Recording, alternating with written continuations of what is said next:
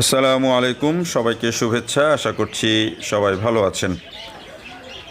একটা কাজে গিয়েছিলাম কামারপাড়ার যে আড়ত পাইকারি যে ফলের বাজার, সেখানে তো সেই ফলের বাজারে বড়ইয়ের দিকে দৃষ্টি পড়ল।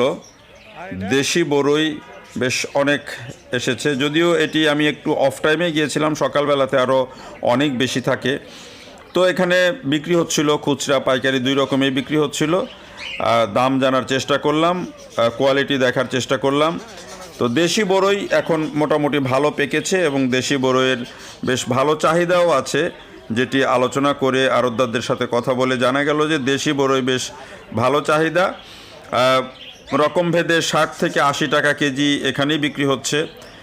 হয়তো যখন আরও বেশি আমদানি হয় বা কেউ বেশি পরিমাণে নিলে আরও কমে বিক্রি হয়। এটি খুচরা বিক্রি হচ্ছে, ওইখানে অনেকেই কিনছিলেন 1-2 কেজি করে, দেখলাম সেটি 60 থেকে 80 টাকা বিভিন্ন জাতভেদে দেশি বড়ইগুলো বিক্রি হচ্ছে।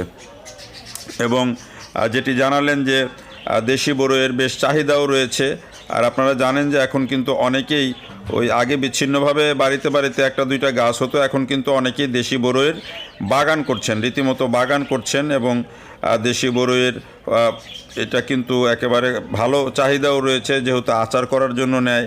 আপনারা জানেন যে আমাদের দেশে এখন বিভিন্ন এগ্রো কোম্পানিগুলো তারা বড়ইয়ের আচার করে এবং সেই বড়ইয়ের বেশিরভাগটাই কিন্তু মিয়ানমার থেকে বা বার্মা থেকে আমদানি হয়।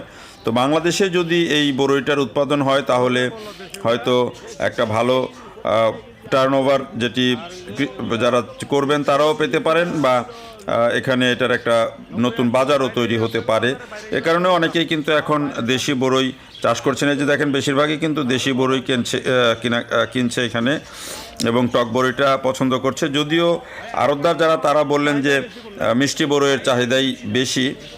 তো এখন আমাদের দেশে তো অনেক ধরনের মিষ্টি বড়ই চাষ হচ্ছে, কাশ্মীরি আপেল কুল, বলসুন্দরী কুল, আরও অন্যান্য যে বাউ কুল, সেগুলো তো আগে থেকে আছে। এখন নতুন নতুন জাত আসছে, ভারত সুন্দরী, নানান নামে এগুলো বাজারজাত করা হচ্ছে। তবে দুঃখের বিষয় হলো এই যে কুলগুলো যে বাজারে আসে, আমি আমার অভিজ্ঞতা থেকে দেখেছি বেশিরভাগ কুলই অপরিপক্ক অবস্থায় বাজারে আসে, ফলে যথাযথ দাম কিন্তু পায় না যারা বিক্রি করছেন। মানে কৃষক পর্যায়েও যথাযথ দাম পাওয়া যায় না।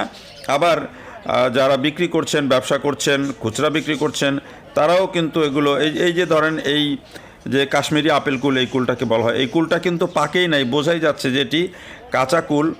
এবং এই যে কুলগুলোও কিন্তু এখনও পরিপূর্ণভাবে পাকে নাই। তো আমি দাম জিজ্ঞেস করলাম, কাশ্মীরি আপেল কুল এটি বিক্রি হচ্ছে 2 কেজি 100 টাকায়, অথচ এই কুলটা পাকলে অত্যন্ত সুস্বাদু এবং এটি কিন্তু 2 কেজি 100 না, 1 কেজি 100 টাকার বেশি বিক্রি হওয়ার কথা। আচ্ছা, আবার এই যে দেখেন, এগুলো কিন্তু পাকে নাই, এমনিতেই সাদা হয়েছে কিন্তু এগুলো পাকে নাই, আপনি খাওয়ার সময় কিন্তু কষ লাগবে। এরপরে আমি যদি বড় কুলের দিকেও তাকাই, এই যে বড় কুল, এগুলো এই যে বলসুন্দরী বলেন বা এই কুলগুলোও কিন্তু ভালোভাবে পাকে নাই, দেখে বোঝা যাচ্ছে।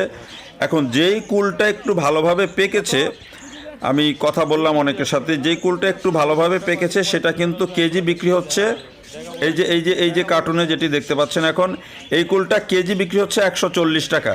আর এর পাশে ওই কুলেরই যেটা অপরিপক্ক সেটি বিক্রি হচ্ছে মাত্র 60 থেকে 80 টাকা কেজি।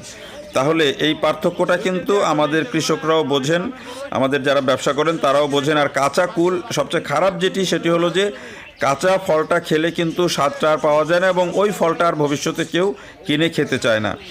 অনেকের কাছে যে তথ্যটা পেলাম সেটা হলো যে এই যে কুল চাষি যারা আছেন তারা অনেকেই ঋণ করে চাষ করেছেন এবং কিস্তির টাকা বা সুদের টাকা দেওয়ার জন্য কিন্তু তারা এই অপরিপক্ক কুল বাজারে তুলে ফেলছেন, বিক্রি করে ফেলছেন এবং যারা কিনে আনেন তাদের কাছে বিক্রি করে ফেলছেন। এই কারণেই কিন্তু অনেক কুল বাজারে আসছে, এটি একটি বাস্তবতাও হতে পারে। তো কুল আসলে পরিপক্ক অবস্থাতেই বাজারে আসা উচিত, তাতে দামও ভালো পাওয়া যাবে, চাহিদাটাও তৈরি হবে। দেখার জন্য সবাইকে অনেক ধন্যবাদ।